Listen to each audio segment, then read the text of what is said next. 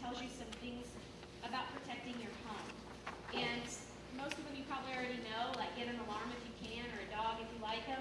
But there's other things on here you might not have thought of, like don't leave your garage door opener in your car at night. The car you leave in the driveway, if you have to leave one, because we all have those small garages, don't leave your garage door opener in there, because they break the window. Now they can get into your house, too. You know, turn on your porch lights, you guys. Turn on your front light and your back light, and your side light if you can. If it doesn't, shine into your neighbor's bedroom, turn it on. Because the neighborhoods are too dark. We need to turn the lights on. Watch out for each other. Write stuff down. He told you if you feel something suspicious is happening, write down the license plate. I agree with that, but you can always call the police non-emergency number, too. If something bad is happening right now, like there's a guy climbing over your neighbor's fence, call 911. But if you see a car with people parked in it in your neighborhood that you've never seen before, call the non-emergency number, tell them what that car looks like, and write down the license plate number. It doesn't do any harm if they weren't doing anything wrong. But if they were, and you thought, I don't know, I don't want to be a pest, I don't know what you drove by, we don't know that way.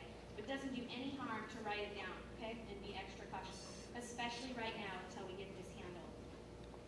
I want to open this up for questions. Yeah? I just wanted to add one. Sure. Angelique said to call 911. I just need to remind everybody, if you use a cell phone to call 911, it's not going to police dispatch first, it's going to the CHP, and then they'll transfer it. So use your home phone, your landline if you have one.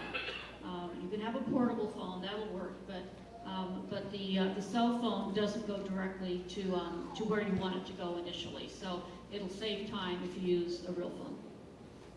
Okay, the number to call for 911 from your cell phone is? I'll have that in a second. I gave you the non-emergency number first. Oh, this is the not tell them. First of all, the non-emergency number, not crimes in progress, but suspicious activities and that sort of thing, is 916-264-5471. 264-5471. And stand by for the emergency number. That one is 916 also, 732-0100. Again, 732-0100. I recommend that you do what I do. Put these in your cell phone. Put them in your phone book. Because if you're driving along, you want to be able to catch that information and call it in right away. You don't want to call 911 and get transferred through CHP. It'll take longer.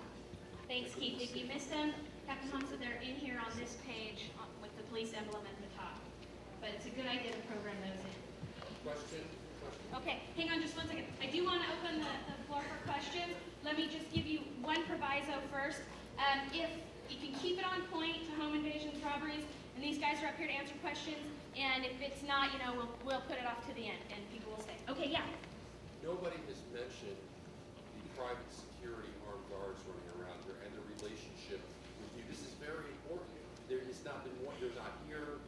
The officers didn't mention them. They're running around the Natomas neighborhood with guns and respond a lot faster than the police department do. As a matter of fact, on my security, they are number one before the police. So, they're called before the police officers are called. So what do you I would just like to know. make that statement? No, I'm not making a statement. What I'm asking is there a relationship between the police officers? Is there a communication? That has not been addressed. That's what I'm asking. Can you repeat the question also? Yeah, he asked, is there a relationship between, I assume you're talking about Paladin. That's correct. Yeah, Matt Carroll is somewhere in the audience, right? Matt Carroll runs Paladin, and we do have a relationship with him. Matter of fact, we're meeting with them on Thursday. They've actually given us some very good information on other crimes that have happened in even other areas. The good thing about Paladin, in addition to the ability to respond sometimes faster than us, is that there are so many different places around town that a crime might happen in Del Paso Heights, but the suspects might live in Natomas.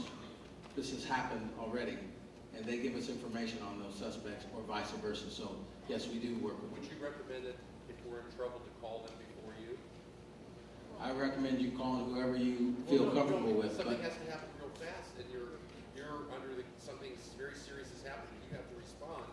What do you suggest? Will we call Paladin I suggest you call the police, but if you feel comfortable calling security, do that too.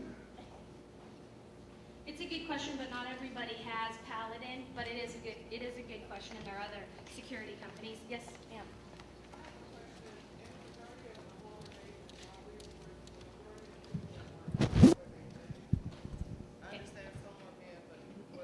The question is, were the majority of the victims in the home invasions women?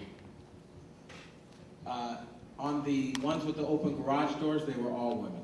On the other ones, they were all over the board, from women to men, older, younger, black, white, Hispanic, all over the board. But all the garage door ones where the garage door was open and they went through the garage door were women, yes.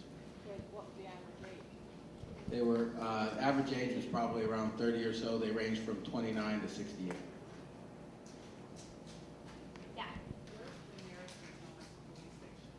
The nearest Natomas police station is, you're talking about a substation, a full service substation. It's Kinney. The north area police station is in Del Paso Heights, and it's where Captain Hahn is stationed.